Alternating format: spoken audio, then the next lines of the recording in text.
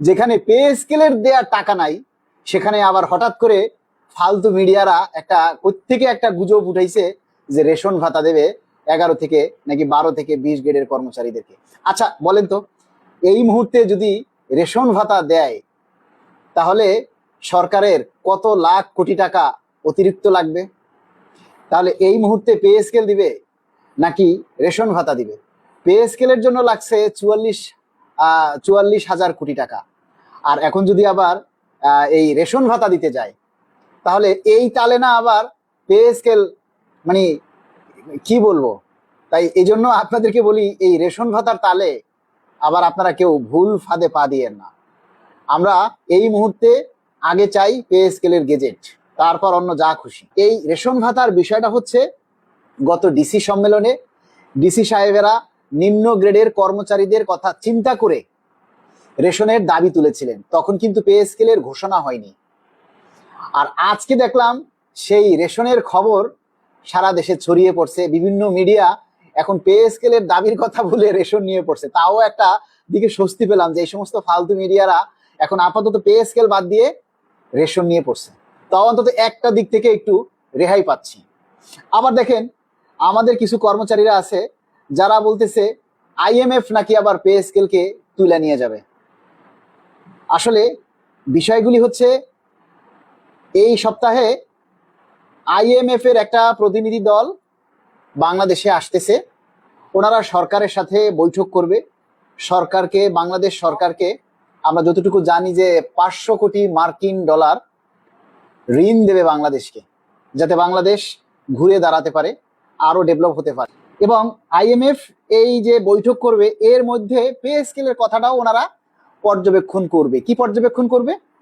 এই যে এই মুহূর্তে এই সরকার আসছে, এসে 6 মাসের মাথায় এই যে পে স্কেল দিচ্ছে, এখন পে স্কেল দিতে গেলে যে অনেকগুলি টাকা লাগবে, এই টাকাটার অর্থের যোগানটা সরকার কিভাবে ম্যানেজ করবে, কই থেকে এই অর্থের যোগানটা সরকার দিবে, এই বিষয়গুলি নিয়ে ওনারা আইএমএফ এর প্রতিনিধি দল সরকারের সাথে আলোচনা করবে। তো যেহেতু সরকার পে স্কেল দেওয়ার জন্য উদ্যোগ নিয়েছে, পে স্কেল দেওয়ার কথা 1 জুলাই 2026 থেকে পে স্কেল দেওয়ার কথা ঘোষণা করেছে, সেহেতু সরকার আইএমএফ কে কিভাবে বুঝ দিবে, অর্থের যোগান কিভাবে হবে, রাজস্ব খাত থেকে নাকি ট্যাক্স বৃদ্ধি করে না কিভাবে, এটা তো সরকারের চিন্তা। এগুলি কি আমাদের চিন্তা বলেন? আমাদের মধ্যে অসংখ্য কর্মচারীরা এই নিয়ে বিরূপ মন্তব্য শুরু করে দিয়েছে। আইএমএফ পে স্কেল তুলে নিয়ে যাবে, এইটা করবে, সেইটা করবে, হেন করবে, তেন করবে। মোট কথা হচ্ছে যে সরকারি চাকরি করে সরকারের উপরে বিন্দু পরিমাণ আস্থা কর্মচারীদের নেই। কর্মচারীরা বুঝতেই চায় না যে মহান সংসদে যেটা ঘোষণা হয় সেটা আর সহজে বাতিল করার সুযোগ নেই। জাতীয় মহান সংসদে ঘোষণা করার আগে মহামান্য রাষ্ট্রপতি এবং মাননীয় প্রধানমন্ত্রীর অনুমোদন হয়েছে এই পে স্কেলের জন্য। এই পে স্কেলটা 1 জুলাই থেকে সরকার দিবে বলেছিল, ধাপে ধাপে বাস্তবায়ন হবে। তো আমরা বিভিন্নভাবে ব্যাখ্যা দিয়েছি, বিভিন্নভাবে সরকারের কাছে বুঝিয়েছি যে 50% বা 60% হিসেবে যদি বেসিক ভেঙে ভেঙে পে স্কেল দেওয়া হয় তাহলে আইবাস সিস্টেমে বিশাল একটা জটিলতা তৈরি হবে। যে বেসিক ভেঙে পে স্কেল দিলে 3টি সমস্যা দেখা দিবে। সেই ভিডিওগুলি আপনারা টেনে টেনে দেখেন যে 3টা সমস্যা দেখা দিবে। 3টা সমস্যা কি কি? প্রথমত আইবাসে সমস্যা দেখা দিবে যে আইবাসে বেসিক ভেঙে দিতে গেলে পুরো আইবাস সিস্টেমকে 2বার চেঞ্জ করতে হবে।